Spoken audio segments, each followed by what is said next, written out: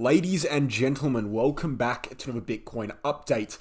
Today is a big day, and it's been big. It's massive, actually. And the reason being is because we've seen a gigantual drop. I mean, there's really no other way to say it. A huge drop across the altcoin market. Let's go ahead and bring up CoinMarketCap here. We can see just some of the top 100 going from, the worst gainers here. We're looking at 26, 24, 24, 23. Everything is down. I'm scrolling all the way to the bottom of the list. Everything is down massively. The best performing altcoin of the entire day, 24-hour period, is a stable coin, right? Which means every single coin that isn't a stable coin is in the red. The whole market has dropped.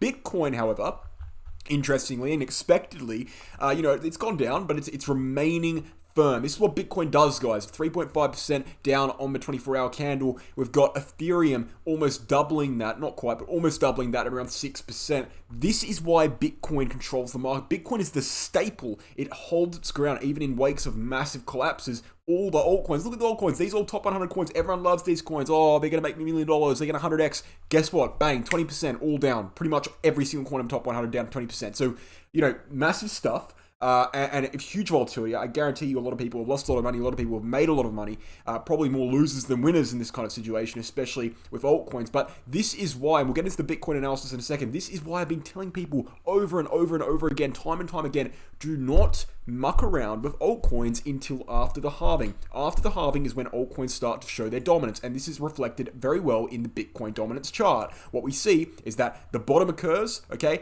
Bitcoin dominance rises a long period of time until the halving. At the halving, it starts dropping, which means altcoins start getting dominance. That's when you invest in altcoins, right? And you can trade altcoins, you can trade all you want, you can trade until the bloody fairies come home, mate. Doesn't matter. But the fact of the matter is, investing in altcoins is not historically profitable, and this is a fact until after the halving. And right now we are seeing the exact same thing happening with Bitcoin dominance that we saw in the previous cycle. Yes, there is only one data point. Yes, Bitcoin dominance is not very old, and it was pretty much meaningless until 2017. We understand that. I understand that. But I'm telling you right now, Bitcoin dominance is on the incline. Ever since the bottom over here in November, we have been inclining in Bitcoin dominance, and it probably will do the same thing as it did last cycle until the halving, and then it will start declining. Just in the last 24 hours, in the wake of this massive drop in the market, we have seen Bitcoin dominance break out of a bullish pennant formation that's forming since April this year, after consolidation since March. So 3 months of pennant has been broken to the upside. And, this is good news. People say, oh, it's bad news. Wow, altcoins dropping, it's all bad. I don't necessarily think it's bad news. I think it's more neutral. The fact of the matter is Bitcoin dominance is behaving the way it always has during this part of the cycle. And so, it is what it is, really. It's part of the game. It's part of the cycle. It's part of the structure. It's part of what we should expect. So what's going on with Bitcoin in itself? Now, obviously, altcoins have dropped massively, and Bitcoin is in a situation in which it's not looking particularly good. And I'll tell you why. And it's not looking good not because of the Bitcoin chart. The Bitcoin chart itself looks fine. And, we've endlessly dove into this kind of topic, endlessly over and over and over again. Bitcoin chart itself doesn't look too bad. Descending wedge formation. We have very, very low volume. In fact, the month of May 2023 was the lowest historical volume across all exchanges that we actually saw since way back in, I think, March 2019, which was the same point as the cycle we're in now. So it makes sense. But also, that period of time, the entirety of May, was a downwards trend. So the fact that we saw historically low volume, volume we haven't seen low in 4 years, right, means that the bears aren't actually very strong right now. They give the perception of being strong, but on the Bitcoin chart itself, the bears actually don't have control at all. You see low volume. A decreasing volume in a downwards trend represents the trend weakening. And so if the trend is downwards, that means the downwards trend is weakening, which means the bullish trend will probably resume.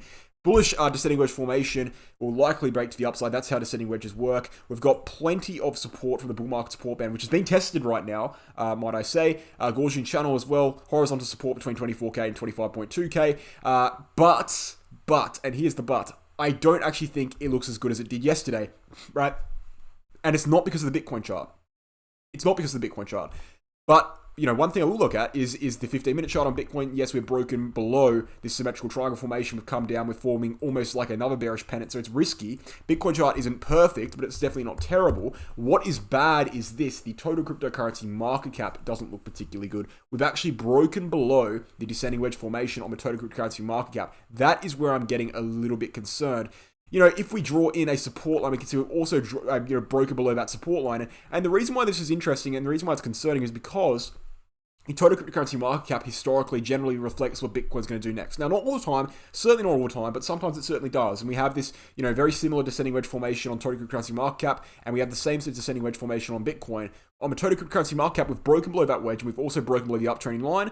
We do the same thing for Bitcoin. We break below the wedge, and we break below the uptrending line. So, obviously, it's not good, but the thing is, they're not the same charts. Bitcoin is its own chart, and Bitcoin showing a great amount of resilience during this period of absolute decimation on altcoins suggests and indicates what we already know. We know that the support is very strong. We know that Bitcoin has layered and structured support below these levels. And so that's an indication or a reflection of that reality. So strong support on Bitcoin, still not too bad on a daily chart. We are starting to see some cracks form. And ultimately, guys, what we have been discussing and what we're looking at really is the fact that we do have FOMC and CPI in 4 days from now. This is really the big moment. 4 days from now, FOMC, which is the Federal Reserve, basically having a meeting and declaring whether they will be raising interest rates or not. There is a 70% chance as of right now they will not be raising interest rates. And then CPI, which is Consumer Price Index, which is the inflation data, basically will be releasing for the month of May at the same time as FOMC, or roughly the same time in the same 24-hour period. So that's obviously going to bring a massive amount of volatility to the market. I've been saying it for days, and I'll say it again. That is likely when we will see a break of this wedge, whether it be upside or downside is the question. And that's going to be an interesting question to see us answer. Now, I would say it's more likely to be upside. However, it is not detrimental to the overall cyclical structure of Bitcoin if it does break down. It wouldn't be good, of course, it would be bearish, but the fact of the matter is Bitcoin doesn't need to do anything in particular other than remain above 15k for the 4-year cycle to be active, and we're up here at 25k, we're golden, we're safe. That's the reality. Now, we don't want to be breaking down, obviously, because we don't want to break major supports. It's going to take a long time to get back above them. If we do, long time to rebuild strength, and we'll enter probably a lengthy downwards trend and consolidation. That's not fun, of course, but it is on the table. I'm not going to say it's more likely. I don't think it is.